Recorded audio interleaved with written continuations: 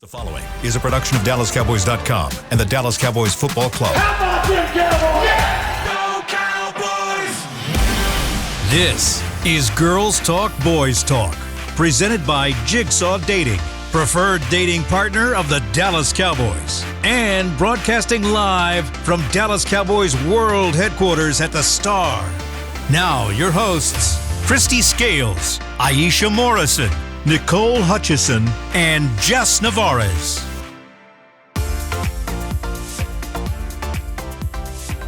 Hello. Welcome into Girls Talk, Boys Talk, presented by Jigsaw, the preferred dating partner of the Dallas Cowboys. I'm Nicole Hutchison, alongside Aisha Morrison and Jess Navarez. What's up, ladies? Hi, Shit. I have that TikTok stuck in my. I have that talk on my. It's in my TikTok head too. In the SWBC studio. Oh! I did Come on, something you didn't do it there. with us. You didn't do it You didn't with do us. it. Ready? Go. Wow, go. I'm not that In coordinated. the SWBC studio. Aisha. Come on now, Aisha. Yeah, I'm sorry. Third time's a charm.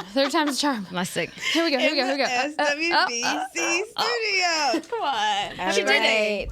Yes, this is Aisha Morrison's birthday. Happy Everybody birthday. Wish her a happy birthday. Happy birthday to you. Can we sing that on the air?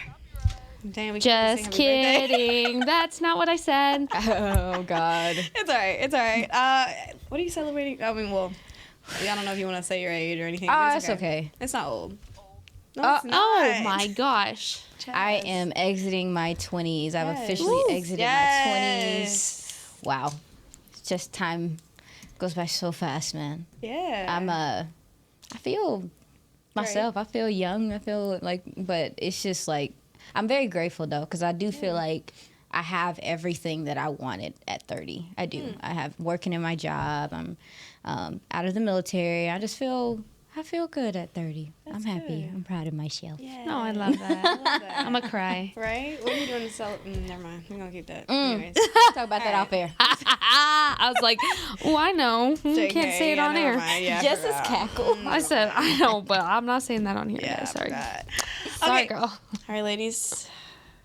Today's Thursday. It's our Friday. Well, technically it's our Friday. Yeah. Yeah. So let's just say it's Friday. It's not Friday, the real day. It's Friday Junior. Friday Junior. Yeah. I like that. Yeah. All right. What do y'all like about today? We saw, of course, the team practice again. Heard from Jerry Jones. Heard from Mike McCarthy. Had some great soundbite from them. What kind of caught your eye, Jess? Well, so this was interesting because on a normal practice week, you will see Jerry Jones out there occasionally on the practice field. He'll go pop out, he'll watch the team for a little bit, and then he'll leave. But today, there was a moment where all of us kind of turned our head and we said, is he coming over here to talk to us? And sure enough, he was walking up to us to talk to us. So he talked about a lot of topics, one of which obviously the trade deadline that's coming up next week. He talked about that, and he talked about his mentality with that. He talked about some Ring of Honor stuff in light of DeMarcus Ware.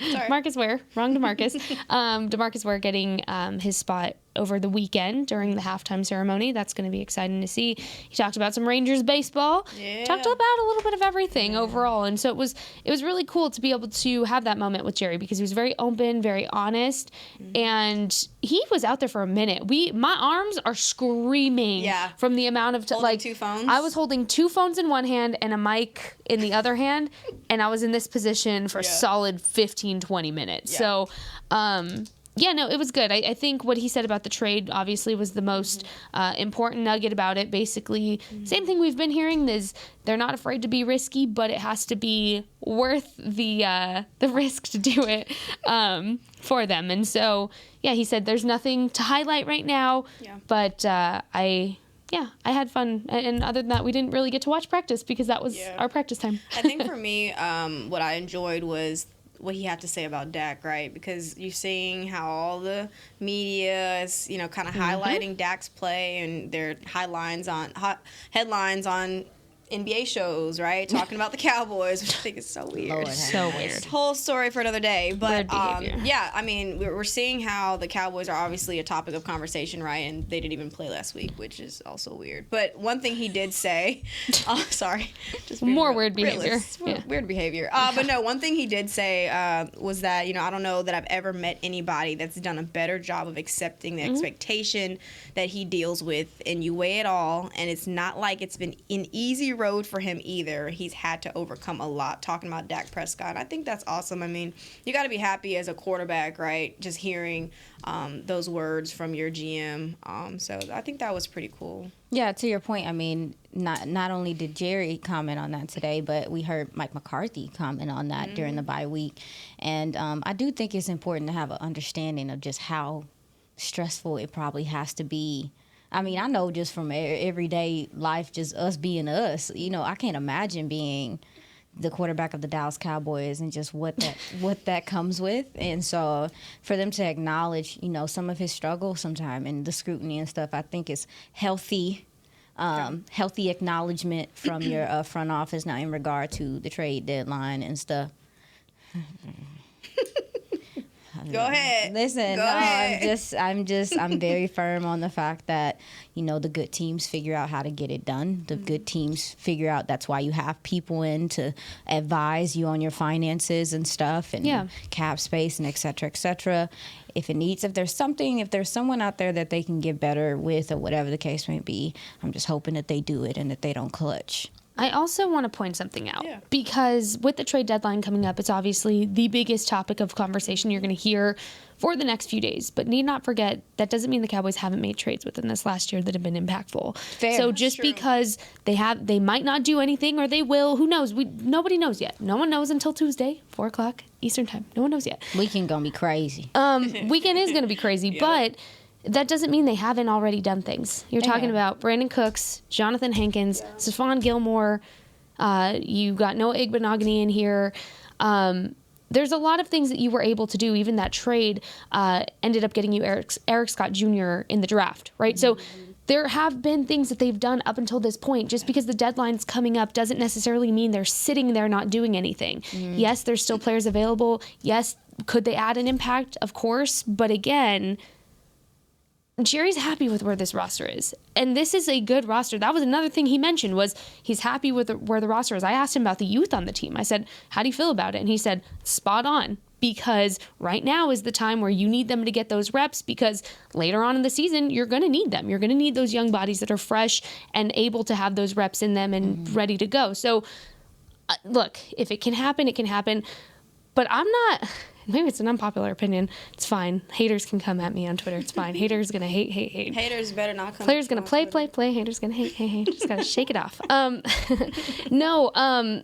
If they don't do anything, I'm happy with where the current roster is too. It just, things need to be sorted out better to utilize what the current roster actually is. Yeah, that's what I'm hoping for. If because to your point, there are guys on this roster. Even when you're talking about the wide receiver position, you have a Jalen Tolbert here, you have a Turpin that you haven't consistently implemented just yet. Even if you really wanted to get jiggy, Jalen Brooks showed you some good stuff in the preseason and training camp. So you do have the receivers here. For me, is like, if they don't go out and grab anyone, then I would hope that collectively there would be conversations about the evaluations, which it sounds like from what we, talked about yesterday and talking to some of the guys, is like the self-scouting, the reevaluation, the being able to look yourself in the mirror, no matter what position you play, coach or what, and say, hey, well, maybe we need to change some things.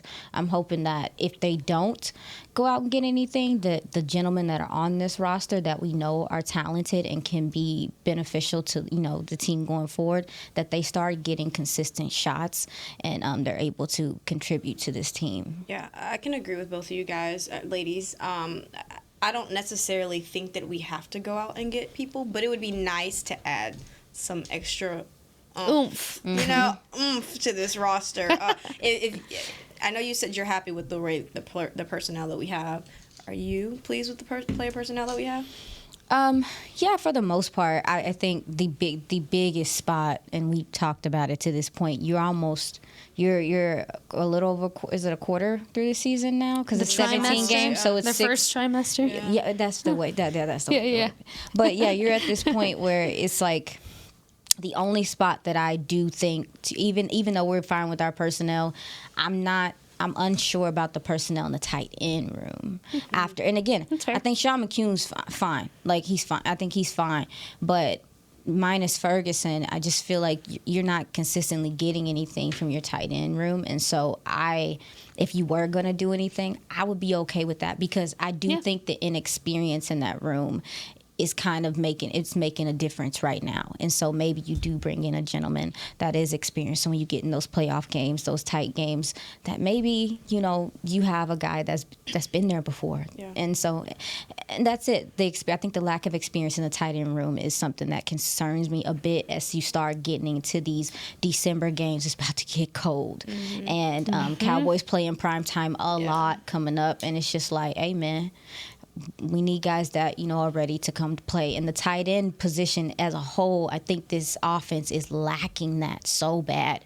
And it could really open up the rest of this offense to where scoring, red zone maybe too, could be a lot more. It could be a lot more easier for them with the tight end that just commanded the middle of the field consistently. Yeah, and I think that also goes with establishing them and their role among tight ends within the among the NFL, because really right now, and Aisha, you pointed this out this week, at some point, you pointed it out at some point that guys aren't trying to attack the tight ends because they're kind of a non-threat to them right now. Yes, But I don't put all of the faults on them for that either. I also think it's how they've been utilized up until this point. Mm-hmm. They don't have to be seen as a threat. When all that those tight ends are going to really do is block, why would you? Why would you see them as a threat? And so I think, it goes back to usually in a normal circumstance of you've had your play caller in a position for years and you've had kind of everything set for you before,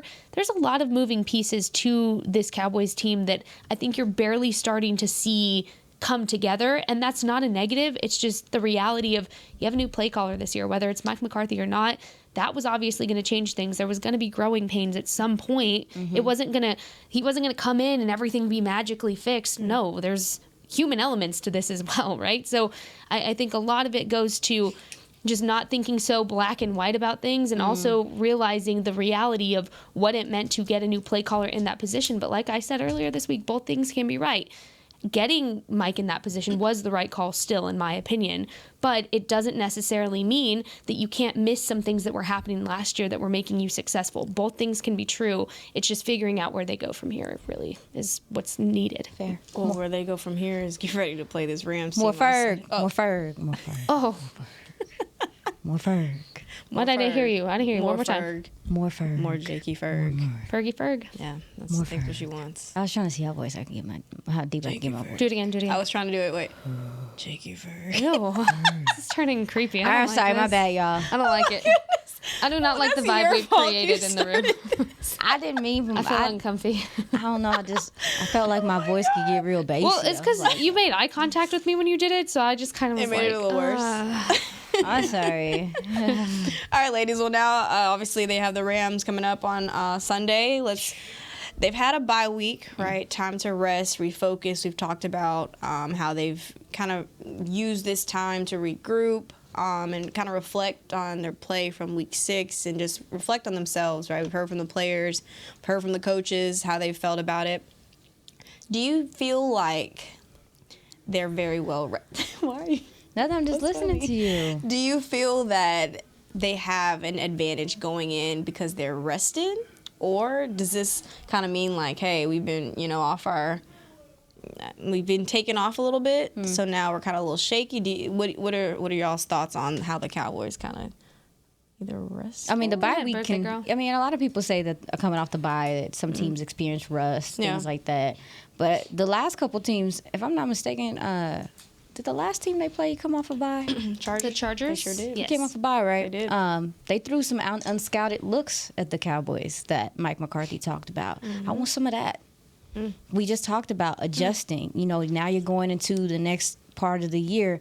Whereas I do understand where people feel like there is a tendency sometimes for teams to have rust after the bye.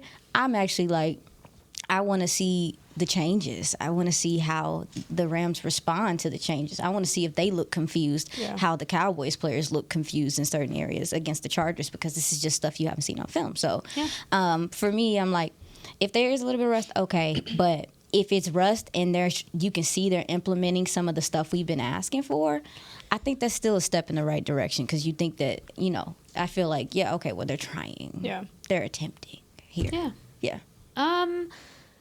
I don't necessarily see it as an advantage yet, because yes, health is perfect. Like, if every injury report could look like it did yesterday, that'd be fantastic, right? And obviously, as far as rest and health and all of that, everybody's in a good place, but it's also one of those realities where you think about how early this bye has come this season for these guys, and how much more of a season that they have ahead of them. So it's also playing a game of a tightrope walker, where you're not gonna overextend yourself too soon because you feel that good, because you feel so healthy, that you're overexerting and you're doing too much to where it ends up putting you in a hole later on and injuries become an issue again. So I guess for me, it's just tread with caution, enjoy the health and feel good, but also don't overexert to where you're going to put yourself in a hole come December and January, and you're like, oh man, I forgot that bye week was so early on. So that's what concerns me. It's an advantage, of course, because you want everyone to be healthy. You want every player to always be healthy. But when it's this early on in the season, you have to play it a little bit smarter, and you have to play by ear with that one. Yeah. I mean, for me, honestly, it kind of scares me, one, because when you do take that bye week, you have rested for so long, right? So the ramp up, do you think they're going to have to kind of ramp up in a way? A little bit. Even during the game, like, just maybe they don't come out firing. Maybe it's like a slow burn. It's probably going to be a slow start. I hope it's not. But that's typically what you see. Coming off the bye week, you're kind of in this, like, chill mode, right? And so I feel like right now they're kind of like not in a bad way, but they're in that, like, relaxed, chill mode right now. But if they did come out and they were, like, firing on all cylinders, would that be encouraging to you ladies? Oh, yeah. Like, they're not here to play. Yeah, that's what they need to do. That's what they need to do. It's not an option. It's not a, should it be that way? No, you need to do it. You need to, because here's the thing.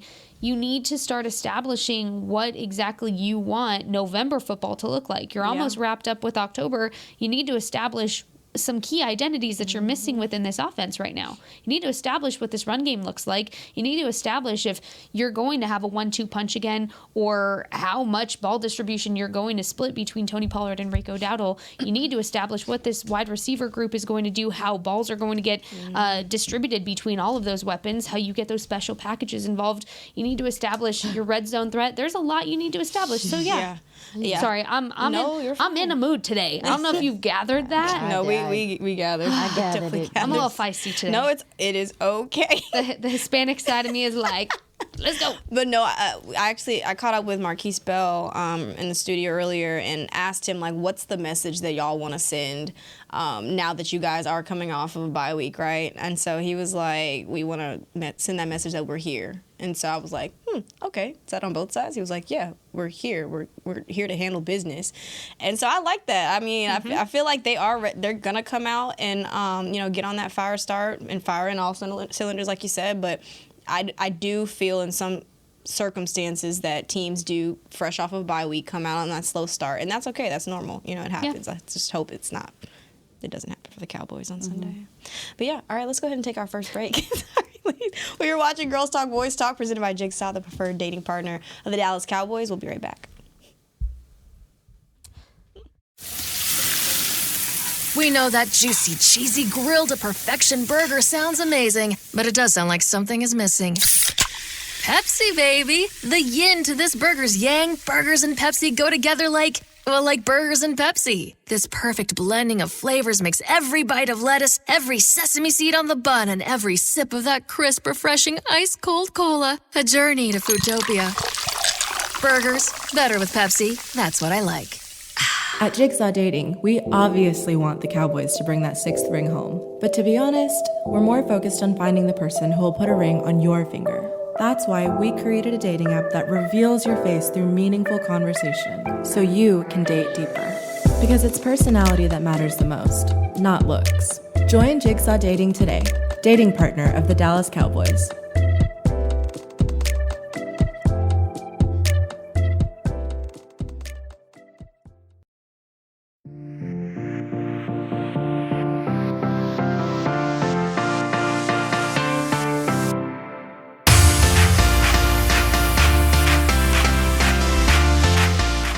It's spooky season at the Star. Join us on Saturday, October 28th for a Halloween spooktacular brought to you by Mars Candy. Trick or treat from 30-plus restaurants and shops in the Star District. Plus, enjoy a performance from a musician, spooky tunes from a live DJ, crafts for the kiddos, and more out on the Tostitos Championship Plaza. This event is free and open to the public. Visit thestardistrict.com for more information. Free and open to the public. Y'all heard that? Spooky. Free. So what is that, like It's like a tailgate kind of? Not tailgate, but like... It's given like little fall festival vibes almost. Yeah. No, I remember last year during Halloween it was really fun over here. Like the Star looked really cute. I just like fall vibes, so any excuse for anything pumpkin Halloween related. Like, are you guys going to like any, I guess, haunted houses since it's Halloween's right around the corner? Maybe. If you want me to be here to do this podcast and continue doing it, it's probably not a good idea that I go. All right. Well, no haunted houses for you. Bet. Cool. Love to hear it. Yeah. But no. Let's go ahead and do this scouting report, ladies. Offensively, what catches your eye from this Rams team? I think I already know what Aisha's gonna say. What? Receivers. Oh yeah. I mean, just. The way they throw the ball around, like, Matthew Stafford is crazy, y'all. Like, I mean, he just has so much faith in his arm talent that some of the things he does are just, it's so risque. It's like watching Steph, like, before Steph was Steph, like, when he was shooting threes at, like, half court, and you was like, what are you doing, bro? You're not supposed to be doing that, but it's working.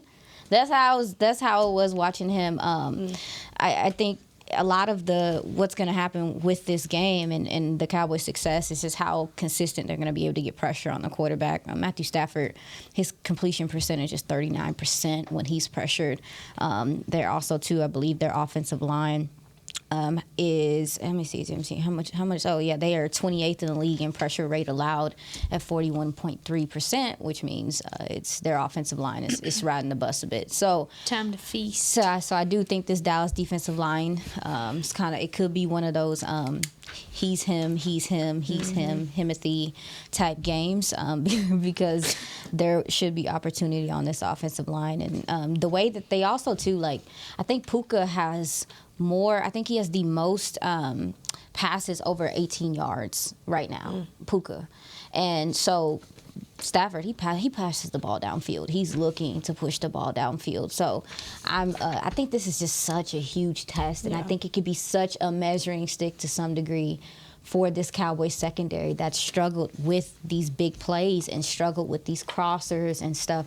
I'm really trying to see how they adjust to this passing game, because that's what makes them dominant on the offensive side when they want to be, is their ability to pass. It's not their ability to run. What I really like about this Rams organization in general is their ability to be flexible and kind of modernize their offense. They're not necessarily stuck in like this old school offensive system where, you have Matt Stafford, who's like an older guy, right? Like, shots? And right.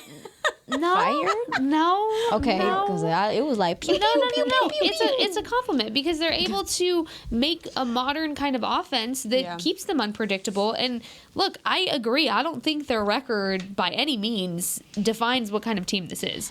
I really don't. And I like Sean McVay as a coach in general. I think he's been able to bring this new wave of coaching that started even a couple of years ago, of how he's able to evolutionize this team and to be more modern and to get guys like Cooper Kupp and Puka Nacua just absolutely fired. Like, it is going to be a test. It is going to be a test. It's going to be a test in your passing game as far as, how your DBs are going to hold up in this. How good are your DBs in this game? You're going to find out. When you're going against a Cooper Kupp, he's either going to expose you or you expose him and you shut him down. I mean, there's just no There's no other option with this. You have to shut him down, and you have to do it early. You can't let that man get warmed up. Yep. If Cooper Kupp gets warm, that's it. He's going to be warm. He's going to be on fire the rest of the game, right? So Matt Stafford also just, we've talked about it a lot. He is a phenomenal quarterback. He's a little banged up, so keeping a close eye on that because he is going to release that ball quickly. He does not want to be touched. He does not want to be touched by that edge rush, and he really, with his health right now, he can't be. They have a long season to go, too. He can't be more banged up than he already is because he's playing pretty banged up already. So how quickly he can get the ball out, I think, is going to define a lot as well. Yeah, going to be a huge day for, of course, Jonathan Hankins, Osa, DeMarcus Lawrence, all those guys up front. But for the DBs, for the Cowboys DBs, what kind of test is this going to be? Obviously, Jess kind of hit it on the nail, a big test. But do you feel that, Stephon and all those guys are really up for the challenge? Yeah, I told you guys yesterday that I touched base with Stephon, and I kind of was just, the Cowboys are number one in the NFL in man coverage, and I was just wondering, with how you mentioned Sean McVay. Sorry, I didn't mean to divert, but you mentioned Sean McVay, and it's so weird because I feel like he was the start of the young OC type. That's who I want to bring in. That's who's going to change the game. Like I feel like a Sean McVay paved the way for like a Kellen. Like I really, because the way that I kind of started learning, and it's so weird because to Jess's point, when you look at this offense and how they operate. Despite their offensive line and stuff, they operate at a pretty high level. And and with that, Jess, I think that a lot of that is coaching, is that they're able to find favorable matchups. They will attack your linebackers. They will attack your linebackers. Yeah. They will make your linebackers have to cover. And so I wonder if we see, more of the safeties doing work, kind of how we say, I'm looking for a J-Ron Curse this game. I do think last game you kind of started to see him bounce back. I think he's donning the green dot. Yep. We'll see how he works because they, like I said, that's where they're trying to take advantage of you. And so I just feel like with Sean, I kind of feel like he gets like, because I feel like post Super Bowl things have completely changed for them. And to your point, the fact that they've been able to still be competitive despite all of the losses they've had and stuff. They've lost a lot of star players that they had before. Yeah. I do think watching the film, it doesn't match up. Now, defensively, it's another thing, but offensively, I think they really are one of the better ones in the league as far as their passing game goes. Their passing game is the real deal. So it's going to be, to your point, the secondary is going to need some help from the defensive line. Yeah. They're going to need coverage. Like they're going to need to help, pressure the quarterback, because if you give Matthew Stafford time, to your point, they like to, like I said, they like to throw the ball deep down the field, and if he has the time, he's going to make you pay. That's when you see That's when you see our defense though play at their best, when those guys up front are making those plays up front, and our DBs can obviously run freely and make some plays in space. But I guess, is there someone in particular that concerns you the most as far as the Cowboys' perspective defensively? It's not who is playing; it's who's not playing. It's without Leighton Vander Esch. This is the test. You're really going to see what that linebacker core looks like without Leighton. And that's only because, again, they're going to pose that threat to try to attack the weaker man, right? And when you have an experience, you're seen as the weaker man. That's not necessarily the case. But without that experience and without Leighton's presence there, that's naturally going to be who they're going to go after, that inside linebacker position specifically. So for me, I want to see, Marquise Bell. Obviously, I'm glad you got to talk to him today. I want to see more Marquise Bell, Damone Clark. I want to see them have a very productive game and not have a drop-off from if Leighton was in, right? And they're not taking over the Green Dot Communications. That's J-Ron. I want to see their ability to diagnose in this game. And I want to see them be able to communicate very well and very thoroughly to the guys up front to be able to create those domino effect plays that you do see that Leighton helps contribute to very well, even when he doesn't get the credit for it. So it's not necessarily a specific person that I'm worried about, because am I worried about Marquise Bell? No. Am I worried about Damone Clark? No. No. But I am worried about when you have a player of the magnitude of Leighton Vander Esch who can be a difference maker, he's not in kind of the ripple down effect that has without him in the game. You either one of you ladies think, Rashawn Evans is maybe, I mean, I know we don't know, but. Yeah. I think for me, if you go by kind of the philosophy that the Cowboys usually go by of a ramp-up phase, He could maybe see a few snaps. Maybe? I don't. Personally, I don't think so because it hasn't even been a week. So typically, like a ramp-up phase, though, what we've seen. I think it'd be nice, though. What we've seen historically is like it takes a couple of weeks, if that, but it's an option. I mean, it's an option. Well, I'm just asking, based It'd be nice. off of, like, It would be nice. based off the matchup, and again, Sean McVay is notorious for being like, oh, your linebacker can't cover. Cooper, get over there. I'm not in the mood. Y'all listen, because to your point, Cooper Kupp is a momentum player. He is one of those guys that I feel like once he gets started, it's like he's not stopping. It just keeps going to him. And with DaRon Bland, I do think this is a huge matchup for DaRon Bland. I know you got to talk to him. I would love to hear what you guys talked about. But this is.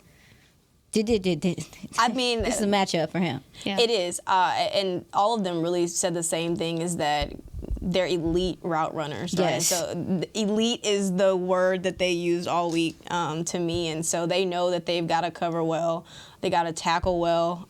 So that's something that they really have just been focused on. But they know they've given them. What is funny? Go ahead. No, I mean they do know what kind She of. knows what I'm thinking. They do. Go ahead, baby. Just say it. No, go ahead. No, say it. Go, because you want to say it so bad. You Just finish. anything but Bland. There you go. Oh my Said God. it for you. That's what she was laughing at. You got to get over yourself. I was trying to let you Go finish. ahead, host. No. But no, that's basically what they have kind of told me all week, is that they've given a lot of credit to this Rams offense. They know the challenge that they have, so now it just boils down to them. So that's something they're Tater tots. There is. I feel like there is. Did you get to tell him what we say about him on this podcast? No. What? No, I did not tell him. Look, locker room was closing and he was right there. I was like, I need to tell him. No. I need to tell him. Please don't say that. No. Look, I feel like he'd love it. I feel like he'd love it. I'm sure he probably has heard it We've a started. lot of time. He probably heard it in college. Probably. Excuse me. I don't think so. We've started the anything but Bland train here. I would like to take credit for that. Thank you. Okay. I ain't gonna take. No, I think I ain't it gonna was take your thunder. What was your question? I remember the question. Who concerns you the most? I think Aisha already answered that. I mean, I ain't even about to sit up here and act like I answered that. AD still don't play over there. Aaron Donald still exists. He is alive and well. He's getting triple teamed. Yeah. Well, what did Dak say about it today? I remember I was I had my one-on-one with Marquise. No, Dak, somebody asked, is Aaron Donald still the Aaron Donald? He said, bad word. Yeah, I'm the one that has to play him. Bad word, yeah. That's Man, crazy. he's such a disruptor. Still in the blank on bad word. Yeah, he's such a disruptor. I will say, out of like past years, I would say that maybe it's a little easier to trip to double team and to kind of try to take him away because of, they just don't really have, I think they have like a number 97. I don't know what his name is, my bad. But they don't really have guys consistently getting pressure. They have to, one thing about them is that they have to blitz a lot of the time to get consistent pressure. And I do think I want to see Dak attack that blitz. He's in the past been one of the best quarterbacks against the blitz. Definitely want to see how he attacks this defense. And also too, he hasn't played most of the interceptions he's thrown this year, minus the ones that he just started chunking up against the 49ers because come on. Yeah. Have been against zone. Mm-hmm. The Rams, I want to call them the Chargers so bad. I know, because we played 3 It's just West been a Coast weird teams. couple of Is it because weeks. their colors is kind of the same? No, they're not. I mean, they got the yellow. So that's Same stadium. probably what it is. And Same stadium? Yeah. Hello, my can I brain talk won't that? it won't let me let it go. But Did yeah, I don't even think you caught on to what I... No, Did you catch it? I said same stadium. no, I didn't catch that Same one. stadium. I thought I heard same stadium. Oh, maybe... It's okay, no Girl, I worries. don't know. I was gonna let it go. It's really almost Friday, y'all. If y'all can't tell. But no, I feel like the way that they, the base that they run, they do a lot of nickel blitzes too, where sometimes they'll bring their corner and they'll blitz because that's just how they're getting pressure. I really want to see him make them pay every single time. I definitely could see him using his legs again and evading pressure and making some passes downfield. I don't really have, but like I said, Aaron Donald is still Aaron Donald, and we have a lot of respect for him. I'm sure that the offensive line, the tight ends are going to get their fair bit of chipping and stuff like that. But that's what I'm looking for, is how Dak attacks this zone. And because they do a lot post snap, but I want to see how he attacks when they blitz, because they do it a lot, and I do think there could be big plays there because of that. Jumping the gun, dang! We was about to do that in the next break. My bad. I'm sorry. All right, it's okay. All right, ladies, we'll be right back after this break. You're watching Girls Talk, Boys Talk, presented by Jigsaw, the preferred dating partner of the Dallas Cowboys. Mm-hmm. At Jigsaw Dating, we obviously want the Cowboys to bring that 6th ring home. But to be honest, we're more focused on finding the person who will put a ring on your finger. That's why we created a dating app that reveals your face through meaningful conversation, so you can date deeper. Because it's personality that matters the most, not looks. Join Jigsaw Dating today, dating partner of the Dallas Cowboys.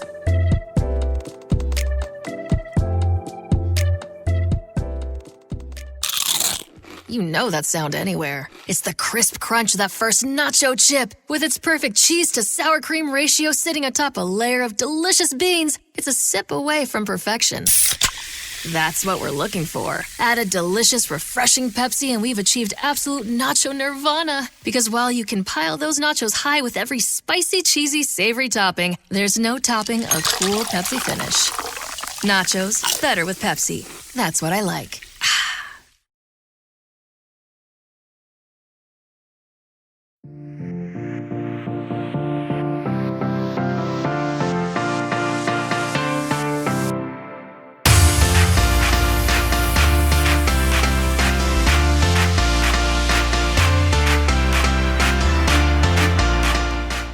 Salvation Army's 27th annual Red Kettle Kickoff returns to AT&T Stadium this Thanksgiving. Get excited to watch the one and only Dolly Parton rock the stage during halftime when your Dallas Cowboys go head-to-head with the Washington Commanders. Tune in at 3:30 p.m. on CBS. Love Dolly. There's a lot of good memories from that kettle. Oh. What? The kettle. The kettle. The red Salvation kettle. The big red kettle. Army kettle. I forgot she's Zeke jumps. Being converted right now.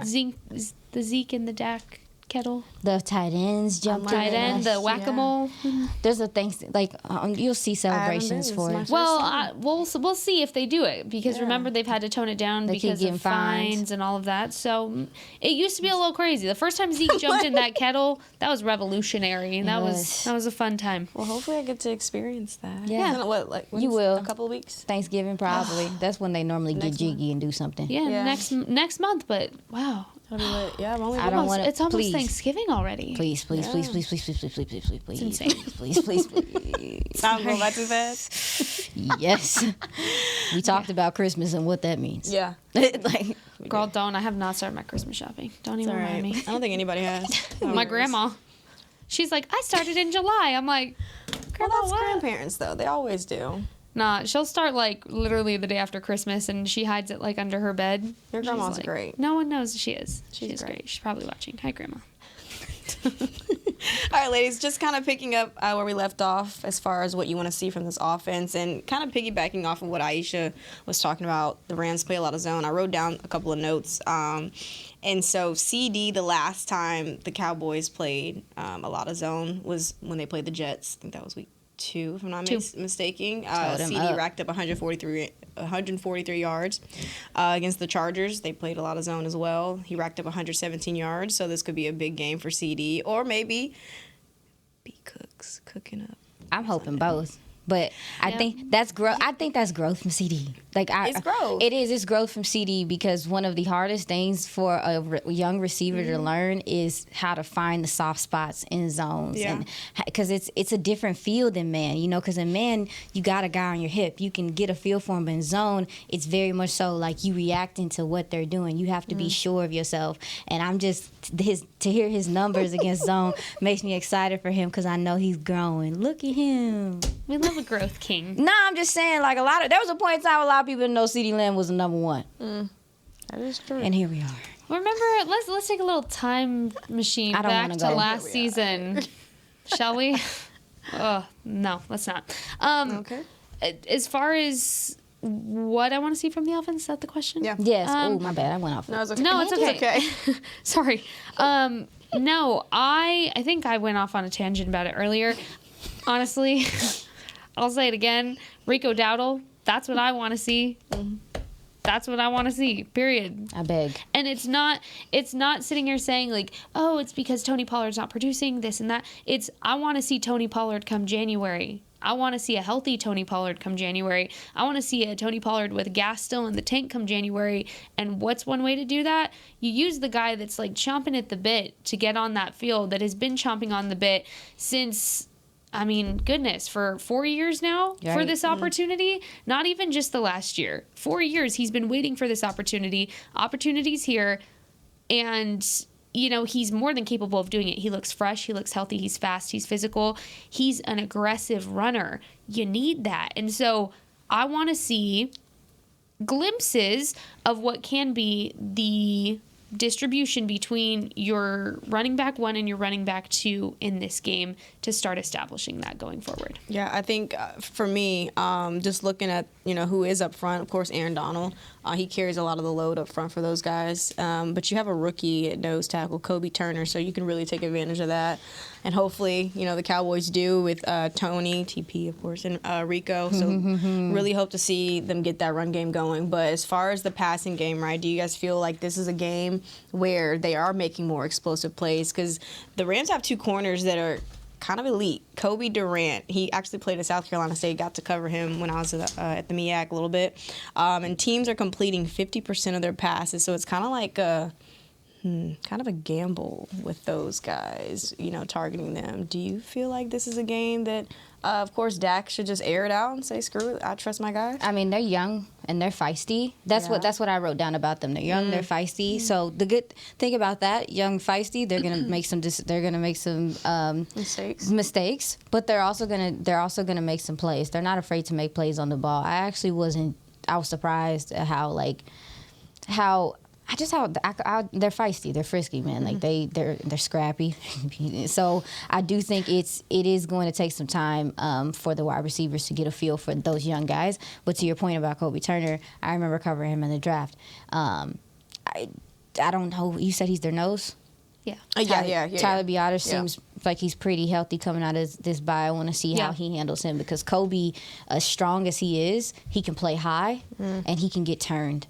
So I think there will be opportunities up the A gap and the B gap if they do choose to do that. But also, too, their secondary plays off a lot. And it leaves a lot of room in the flats for the running backs to have passing situations out the backfield. I think we can see some screens. I think we can see some explosive plays in the run game if they take advantage of, you know, just how soft of covers their corners play. But they're not afraid to come up and tackle. I'll give them that. Yeah, I talked to Tyler today, and he said he's feeling good. Tyler's one of my favorite people to talk to in the locker room. Always has some kind of like fun little fact to throw at me, whether it be like football or like scheme-wise. Like, he genuinely always has something really good to say. Anytime I leave a conversation with him, I'm like, I learned something today. So I caught up with him today, and so he is feeling good. Talked to him about, like, you know, post-bye week. How are you feeling? He's like, I feel great. Yeah. So, no, excited for that. But I lost my train of thought. Aisha, you had my train going, and it just like stopped on the tracks. Oh, you said you talked to Tyler, and he said he's good and he's healthy, and then he's no, playing. there was something before that. You said something before that. It's fine. It's all right. It's okay. I'll go on a new tangent. No okay. No, I mean, I know we saw the report today with Tyron. That's what it was gonna be. Oh, wow. Yeah. No, well, not that, but yeah, Tyron limited today at practice with a neck injury. Yeah. It was a padded practice today as well, something worth noting. So it was nice while it lasted to have that short injury report, and it is still short.